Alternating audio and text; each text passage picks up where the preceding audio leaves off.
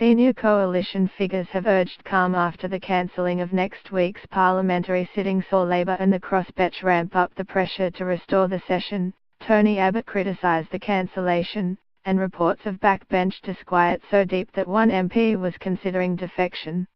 Mr Abbott said fronting up in Parliament was the government's duty. You may not always want to go back to Parliament, but you always have to go back to Parliament because that's your job, he said. Amid an increasingly febrile atmosphere overlaid by the dual citizenship fiasco that potentially threatens his majority, Prime Minister Malcolm Turnbull promised steady hands at the helm and floated tax cuts for battlers. Deputy Liberal leader Julie Bishop also moved to smooth ruffled feathers, dismissing talk of an alternative leadership team made up of her as Prime Minister and Treasurer Scott Morrison as Deputy.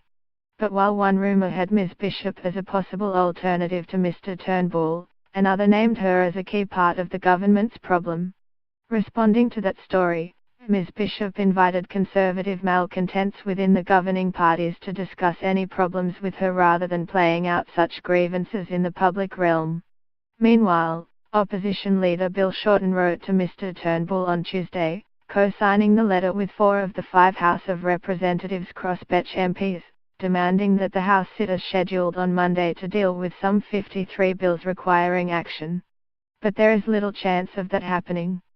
Eager to shift the focus on the government's flagging hopes of recovery under his leadership, the Prime Minister endeavoured to throw the switch to the positive by holding out the hope of income tax cuts for low and middle income earners, although the size and timing of any financial benefits was left unspecified. Labour branded that a thought bubble designed to distract from the government's other woes.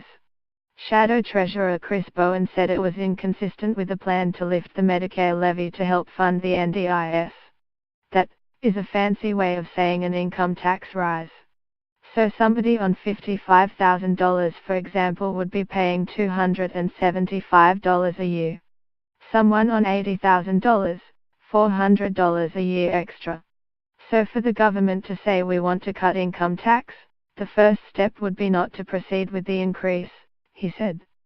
The government insists the income tax cuts can be afforded along with its ambitious, but deadlocked, company tax cuts plan, without imperiling the 2020-21 surplus trajectory.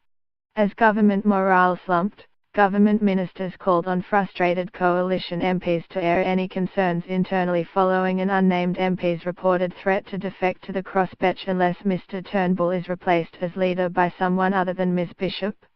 The disaffected MP's threat to quit the coalition next month was reported by Conservative News Corp commentator Andrew Bolt. Ms Bishop said she was not aware of an MP holding these views but would be very concerned if it were the case. If they are thinking that way, I'd hope they'd come and talk to me or talk to the Prime Minister about their concerns rather than talking to the media, she said. If somebody really is concerned, well then, please come and talk to us.